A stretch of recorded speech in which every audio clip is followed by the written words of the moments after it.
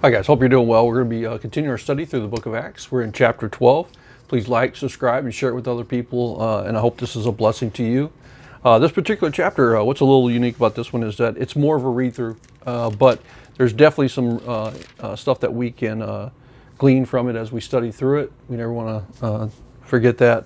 And remember, this is real events that really happen to people, and in that process, events in connection with service to God, and this particular one, there was actually a where you see that heavenly door open, as it were, and you get a glimpse of events that are occurring and how God is acting behind the scenes that we don't see in this realm, in this dimension, but behind the scenes there's a reality that's occurring, and as an angel steps in on behalf of Peter's well-being, we get a glimpse that God knows exactly what's going on, and He's in total control, of events. So, just one of those things that really kind of jumps out to you, and realize that you're not in this battle alone as you walk through this world. As a service to God, and as being His ambassador, He doesn't leave you, alone, just to your own resources.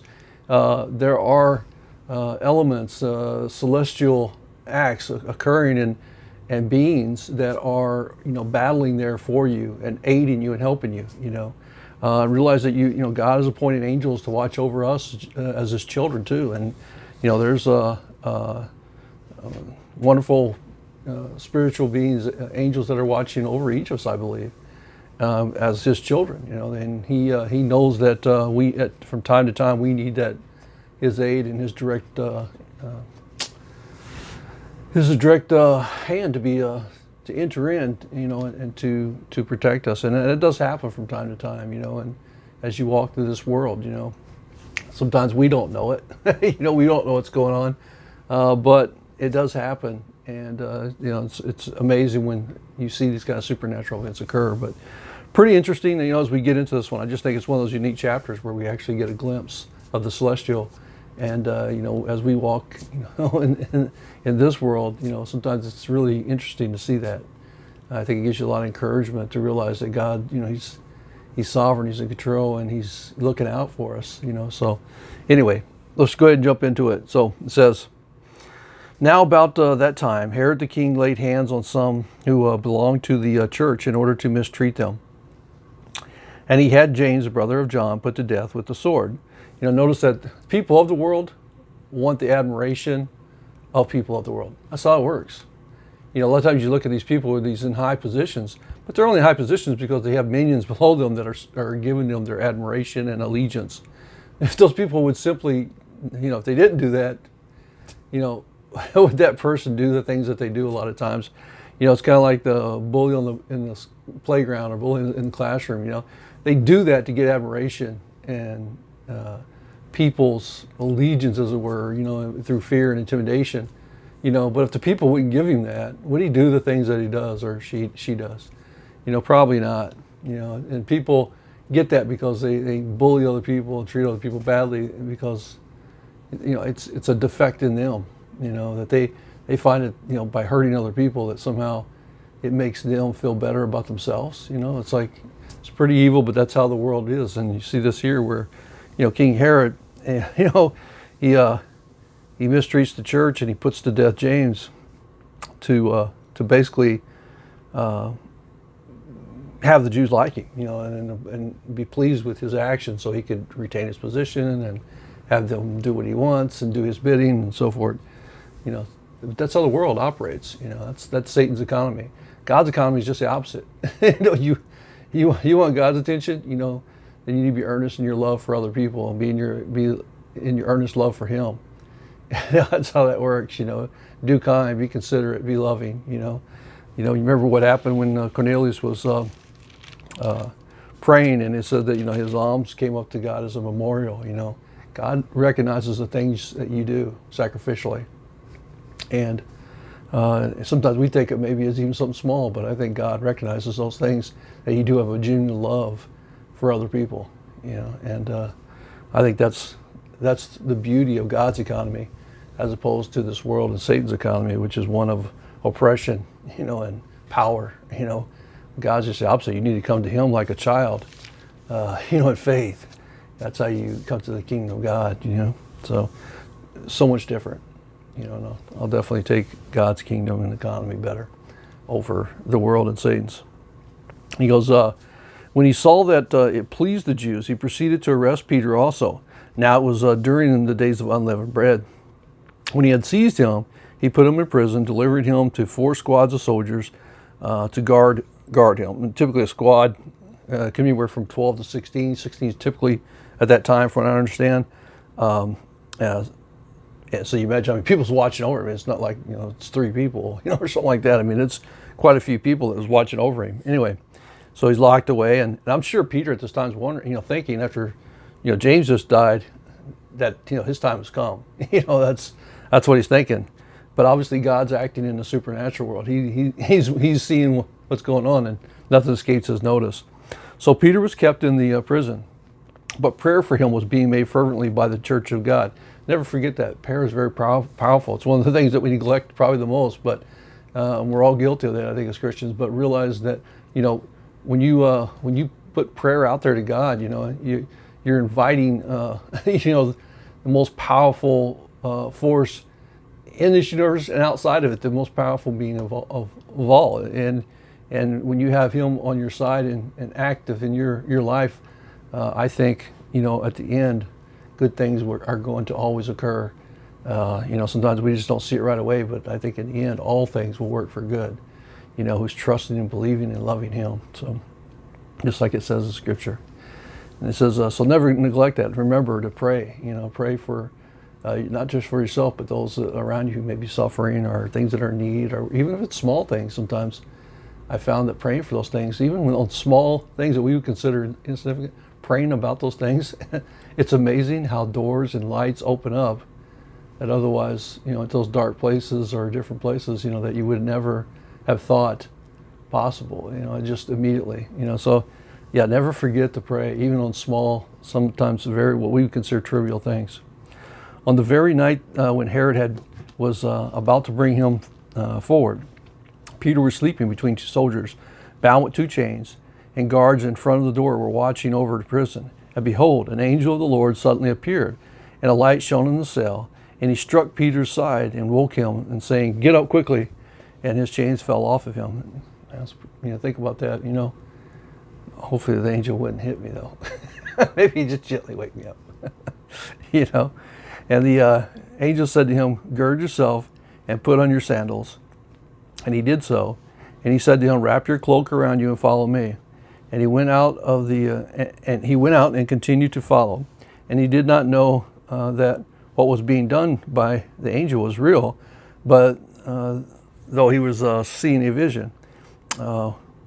When they had passed the first and second guard, they came to an iron gate that leads into the city, which opened for them by itself. And they went out and went along one street, and immediately the angel departed from him. Pretty amazing. It's almost like a movie. And only this is happening as they're explaining in real life. The gates opening by itself and things like that. It's just, to me, it just has the air of authenticity to it, the truth. How do you make that stuff up, and who would believe that when they just say that the angel opened the gate for him or something? But the fact that it opened by itself, these kind of things, just like, to me, lends an air of authenticity and truth to it. When Peter came to himself, he said, "Now I know that for sure that the Lord has sent forth his angel to rescue me from the hand of Herod and from all that the Jewish people were expecting." And when he realized this, he went to the house of Mary, the mother of John, who's also called Mark, which we know as John Mark, or the writer of Mark, or attributed to Mark as the writer of the Gospel of Mark. And it's often believed that Mark received a lot of that. Who knows, maybe he was actually there when the events occurred as a young man, or he was getting it by first-hand account from Peter, is what most believe, on his gospel account. But pretty amazing when you really think about it.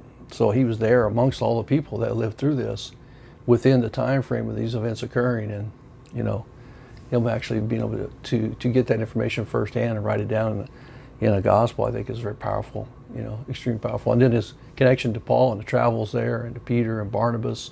I mean, he had a very unique life experience with so many people that were, so influential in the church and establishment of the church. Very powerful. And I think that's what makes, in a lot of ways, his gospel so unique in some ways, although it is a synoptic gospel.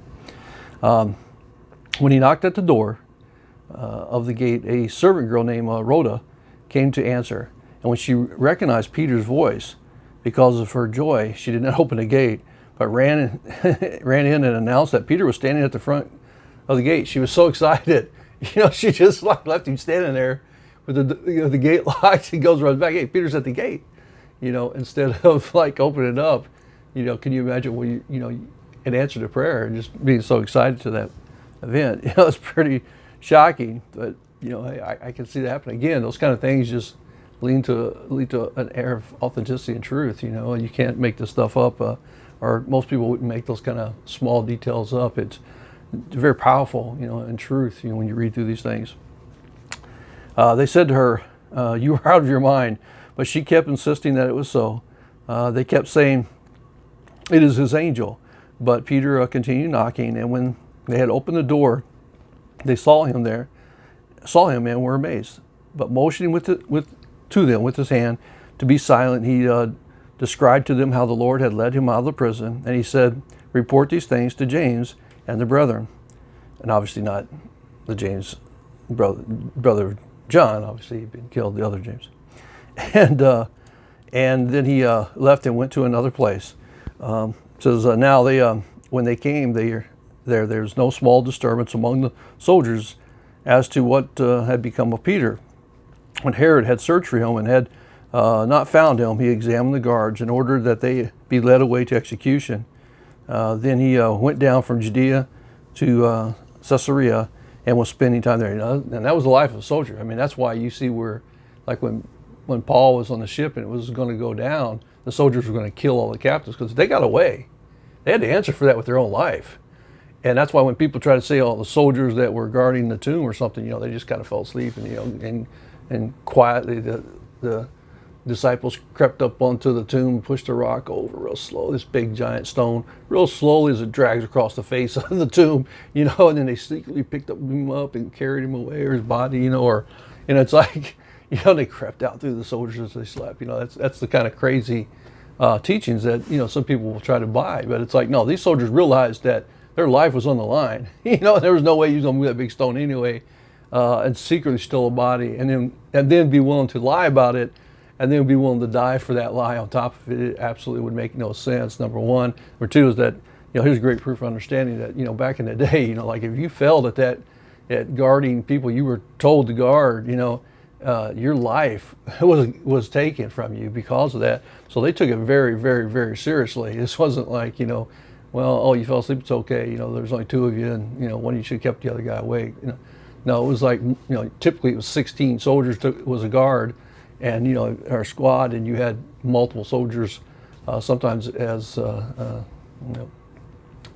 auxiliaries and so forth that actually were there as well sometimes. So you're talking about a multitude of soldiers. It could number into 21, 35 or more. So and in this case, it says that there was 4 squads actually watching over him, and so you think about that.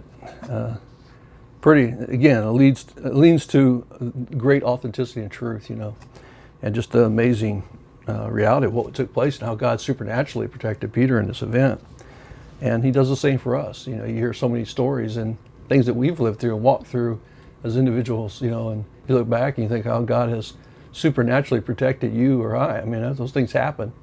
We'll probably won't know all the times where he's protected us, but there's definitely been times where I think he's protected us. I think recently, one where I was at in an event, and very strange things occurred, and I think, God was protecting me in that situation as well. So, yeah, I mean, it's just, you look back at things, you think, wow, God definitely has protected us as well. Anyway, it goes on, it says now, so he goes down to Caesarea and was spending time there. Now, he was very angry with the people of Tyre and Sidon, and with one accord they came to him, and having won over Blastus, the king's chamberlain, They were asking for peace because their country was fed by the king's country. On an appointed day, Herod, having put on his royal apparel, took his seat on the rostrum and began delivering an address to them. The people kept crying out, "The voice of a God and not of a man." I guess feed up his ego, I guess, to try to make peace with him or something, which is ridiculous. But people in power, they crave that stuff. They really do. And that's why you see the stuff that we see going on in politics, where people are self-destruct their own cities and societies to gain power and influence, and will sell out their own people to gain a little bit of wealth and money. You see it right here in America. You see numerous cases where they destroy their own cities, all based upon crazy ideals. You look at Chicago. Look how absolutely insane that place is. Look at the people who've been elected to run those cities. Look at Baltimore and Detroit, and you got a list of all these cities. Minnesota's one. It's like you look at all these cities, and it's like they are disasters run by people who absolutely should not be in any kind of position, with crazy ideals and philosophies and worldviews that are destructive to their own people and their own cities, destroying their own economies to feed their own egos. And in some cases, I honestly believe some of these people are mentally deranged. They're running, definitely demonically influenced, if not possessed, that are running some of these cities. I absolutely believe that. And they appoint people that are say yes men or yes women, who basically will do their bidding. And when they sit there and read through, I bet you if they read through some of these books of like the Holocaust and stuff like that, which is horrendous, and they'll probably in their mind go, I would never do anything like that. How in the world do these people, follow Hitler and all this stuff, And yet they're doing exactly the same thing.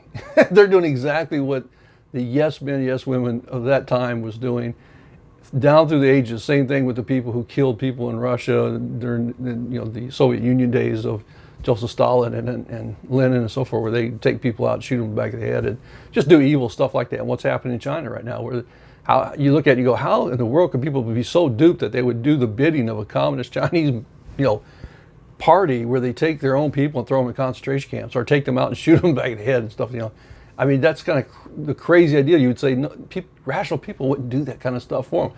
But yet that's exactly what you see happening here in this country, where they basically demonize the whole race, with their crazy ideology. I'm talking about how they basically demonize the entire white race, and with this crazy ideology they're pushing. And on top of it, while they destroy their own cities and allow for murderous bandits to run unopposed to their cities, pretty much, in the thing, the ideal principles of, somehow systemic racism calls these guys to be these horrible criminals, while they live, or we're living in the most prosperous country in the world. It's like, are you insane? Nobody's right mind would believe this, but this is what's happening in this country. The self-destruction. It's happening in other countries as well. France, Germany, England. You go down the list of all these countries. Canada, same thing is happening.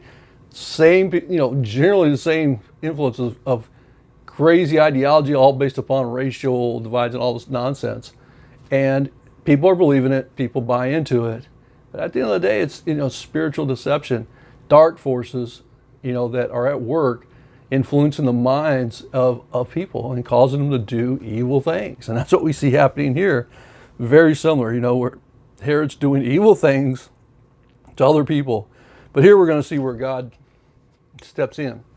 And God will step in on these people that are doing that in these countries as too. It's well. I think as we lead into and go into the end times, I think we're at the precipice of the tribulation occurring. I believe the end times are here. I don't hide that at all. I tell you, in many of my prophecy videos, I think we're right at the point where I think we're going to start seeing the real changes as we should expect things. Just watch my videos, you'll see what I'm talking about. I won't go into it here, but very intriguing and interesting times. We're very blessed to be able to see these things, even though it causes a lot of fear and trepidation, all this thing that happens to people as you see it occurring. But the reality is that God's going to judge these people too.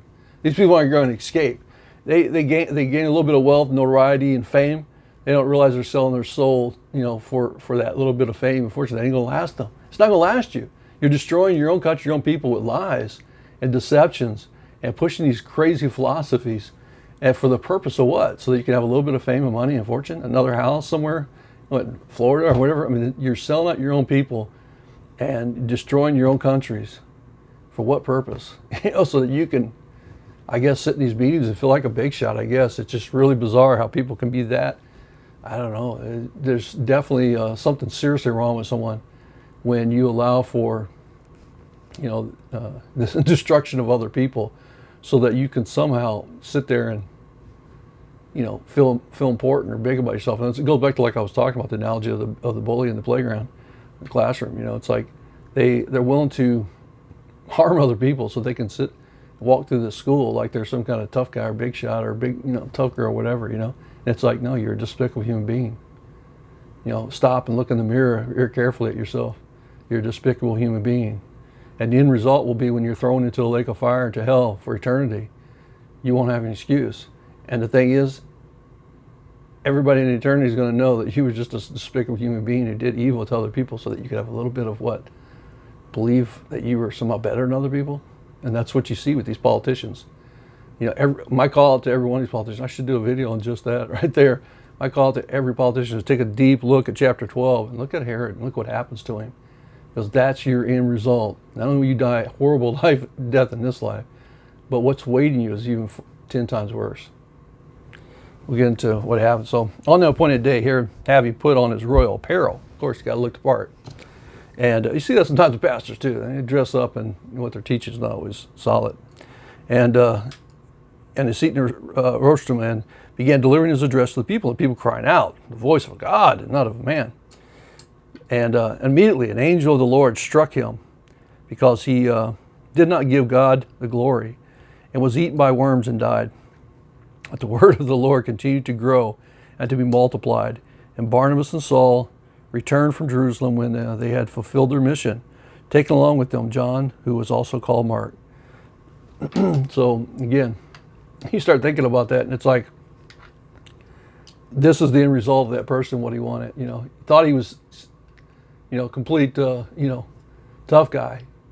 And why he has this power to have people killed and executed like his soldiers, or, starve people, because he didn't like, whatever they were doing, so he's going to starve them, Well, this is pretty evil stuff when you stop and think about it. And what Herod was doing, having people killed, like James, to make other people like him. He wanted the Jews to like him, at the time, and the influential Jews of the time, and that was his, ultimately his power base. If they liked him, they did what he wanted, and there was less problems. That means he was in good standing with Rome. Caesar was happy with him and pleased. He's collecting his taxes. Everything goes good. Everything's running smooth, and that's what he was worried about. And that's why he wanted them to like him, so that at the end of the day he could keep his position and power by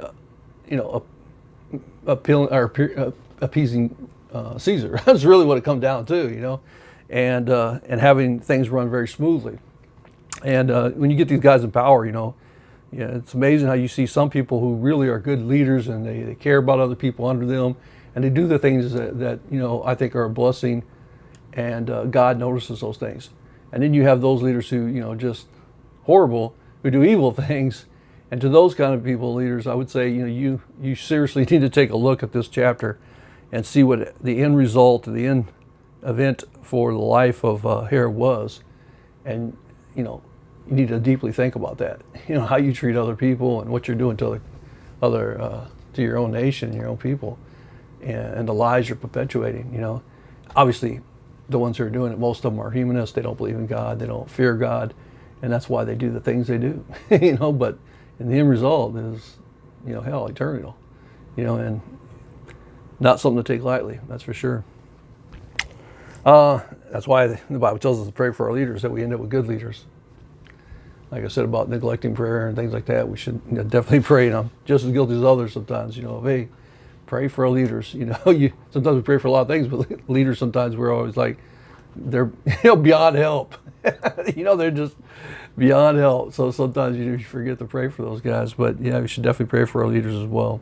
And it is interesting how it kind of ends on a good note that even though this is happening and this guy's doing all this evil or whatever, and his end result is death, it goes on to say the word of the Lord, they'll continue to grow. Just like Christ talked about, the parable, the small seed, and it branches out and eventually encompasses the world. Well, in the same way, the message of the gospel doesn't stop. It continues day by day, minute by minute, hour by hour. The message continues to go through us, through his witnesses, and through the power of the Holy Spirit, and dwelling people and open up their minds and hearts and ears to receive the gospel and the truth through a divine revelation from God. And then we go out there and we're watering and pruning and and harvesting, and that's part of it. We just need to be faithful in our work and the area that God has us working. And if we're faithful in that, God gets the glory. He gets the harvest. And it's to his glory that we do these things anyway, not for ourselves. If you're doing it for your own glory, you're doing it for the wrong reasons. We do it because we trust and believe and love God. And we love Christ and his sacrifice that he did for us. So when you're going out and you're doing those things, you're witnessing or sharing or whatever it is you're doing, do it with that heart and mind that you're doing it because you love God, not because there's some kind of self-fulfillment, or that somehow you're getting to some point of stature or notoriety like these people do that we were just talking about. They do it for the wrong reasons, for their own selfish ambitions. We should never have that kind of attitude. It should always be because we love God with all of our heart, soul, mind, and strength. We love what Christ has done for us. He's our King, our Lord, and we love him with all of our heart, mind, soul, and strength. And because of that, we serve him with all that we have and all that we can within the frailty of our own human limitations, obviously. There's days where you're tired, you're weak, the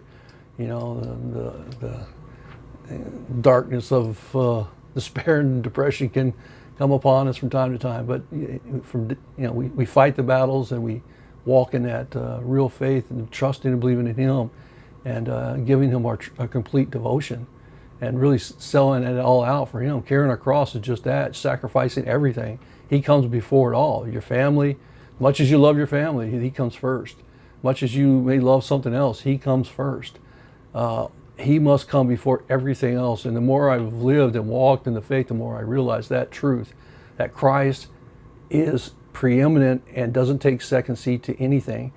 You have to be willing to sell out and give him everything, and he must come before everything in your life. And the longer I live, and the longer I've lived as a Christian and walked in this faith, the more I realize he deserves and has is entitled to that, to have it all, and I should be sacrificially faithful to serve him, and everything else that I can within my human limitations deserves for me to put that aside in the carrying of my cross and follow him.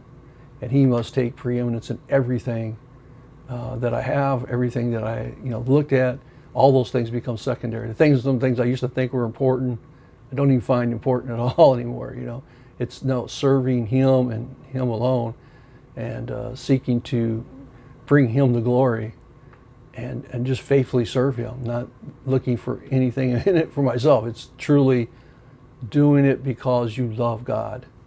And when you witness, when you go out, whatever it is, making videos, whatever it is, it's because you truly love him and want to honor him for who he is and what he's done for you. So anyway, that's my my advice anyway to those who are Christians. Do it for the right reasons and sell out exclusively. Sell it all out for the Lord. Anyway, I hope this is a blessing to you. It's a short chapter, but there's really some good stuff there that you can learn from, and a lot of people can look at. Again, learning to trust in the Lord, and remember, He's always in control, and He's looking out for us, looking over us, and nothing escapes His notice. And the same thing here with Peter. Peter, He allowed for Peter to be arrested for His glory, to win rescue. He didn't have to allow him to be arrested. He could have orchestrated events where he wouldn't have been arrested, but he allowed for that to happen. And sometimes we go through those dark times where we get arrested, we get taken, we get imprisoned, and those days are coming for many Christians, and is coming, and it's already here in many nations where Christians are arrested. And they will look back and they go, why is God allow this? And in many cases it's because it brings glory to Him. And remember, I was talking about selling out for Him. It means you're willing to sacrifice anything, including your freedom, for Him. It's very important. Remember that He comes before anything else. Anyway, I hope you're enjoying the study. God bless you. Stay in the Word. Keep studying. Keep praying. Keep believing. And know that each hour, and I believe it's very close, we're going to be with the Lord soon. God bless you. We'll see you.